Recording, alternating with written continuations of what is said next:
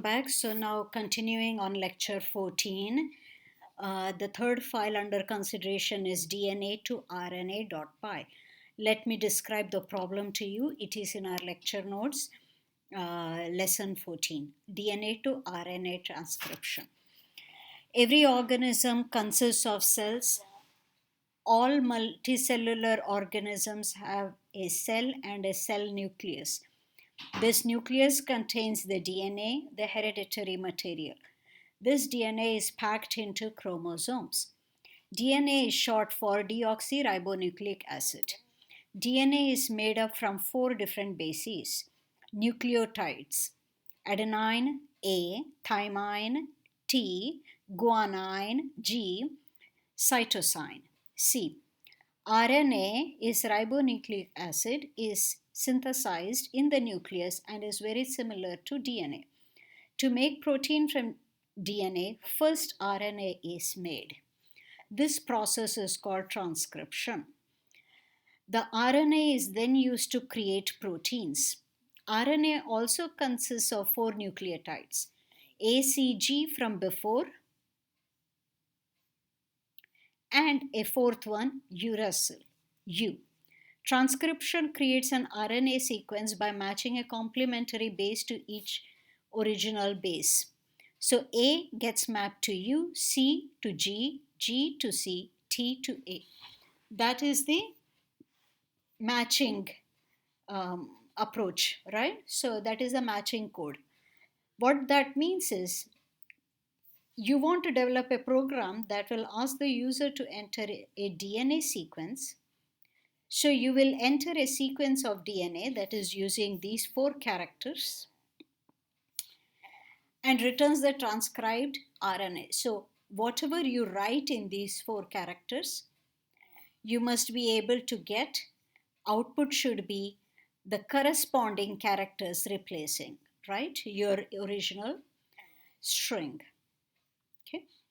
So if you if your user gives this particular string, the output should be A maps to U, G maps to C, C maps to G, T maps to A, and A maps to U.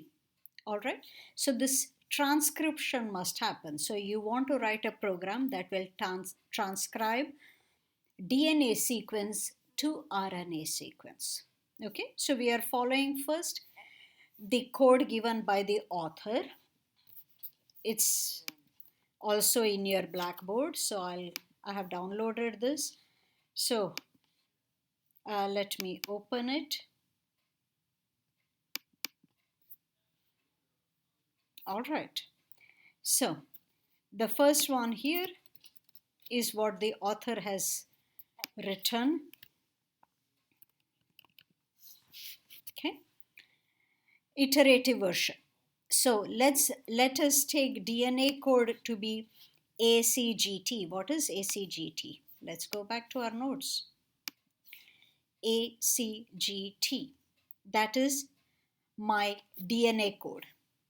UGCA. That is my RNA code. So notice how they are arranged in order. A goes to U, C goes to G, G goes to C, T goes to A. That is this table precisely. Get an input from the user, call it DNA. DNA is the input. Enter a DNA sequence. Your output will be an RNA sequence, right? RNA. But we are first going to use list, RNA list. Why would we use a list? Because list operations are efficient. Okay.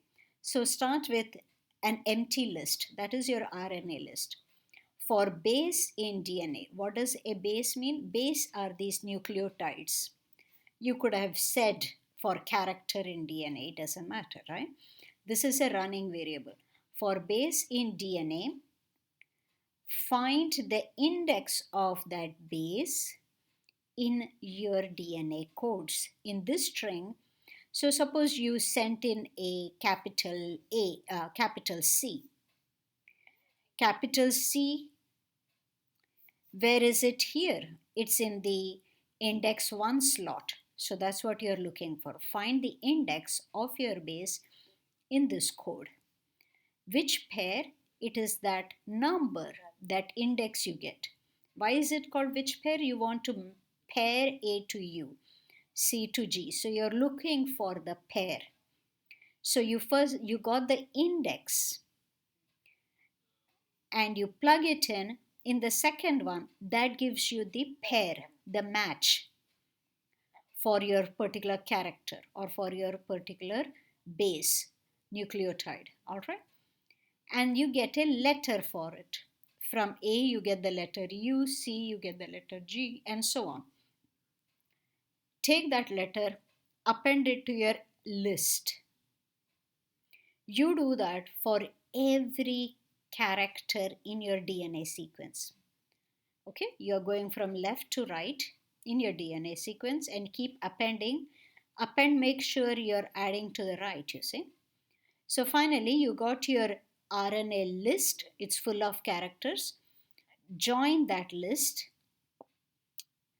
with the empty string as a glue, right? So this part is empty. So it makes sure that all your characters are glued together without any space.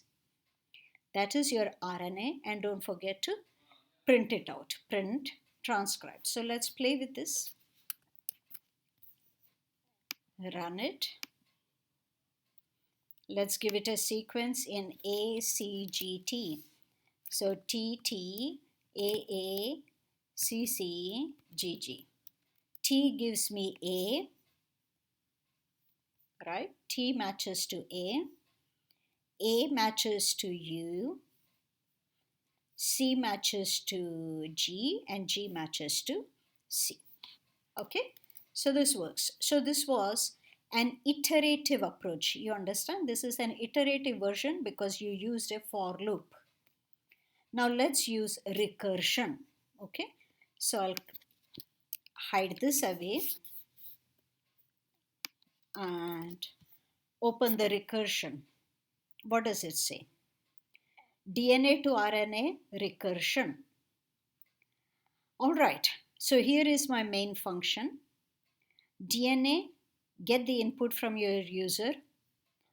RNA list is going to be DNA to RNA recursion. In other words, I'm going to define a function DNA to RNA recursion which will take my string in and output a list. Okay, so I'm going to take define a function which takes in an input string and returns, it seems, a list. Let's see. And then whatever list you get, RNA list, join it using empty string as a glue. And that is your RNA. You're done here. Okay, let's understand this function then, the recursion function. Well, DNA codes are the same, ACGT, RNA codes is the same strings, right? Now, if my input string had only one character, so length of the input string is one character, then I take that character, right? My input string itself is just one character. Take that character, find its index in the DNA codes, and find the pair for it. So I get an index, plug that index in the RNA codes, and that gives me the RNA letter. And because I want to return a list, I return the list that I get in this process. Okay, I don't just return a string or a character, I return a list made from that character. Now, this is what is called the base case. You're supposed to always have a base case for recursion. Okay. Now, this happens if your length of the string, input string, is 1. If the input string is longer than 1 character long, then take the 0 index character from your input string apply this function to that one character. You will get a list. Add that to the list you get using recursion from the first index onwards. Okay? In other words, you are looking at your long, if you given a long sequence, you find a list for this, find a list for the rest, add the two lists. Adding of list is simply extension of the first list by the second. You see, it's like concatenation, but it is simply appending basically. Okay, so well, that's your recursion. Why is it recursion?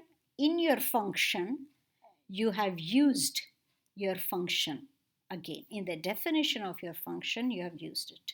Okay, let's play with this. Let me give it the same. TTAACCGG AAUUGGCC. All right. Until the next one.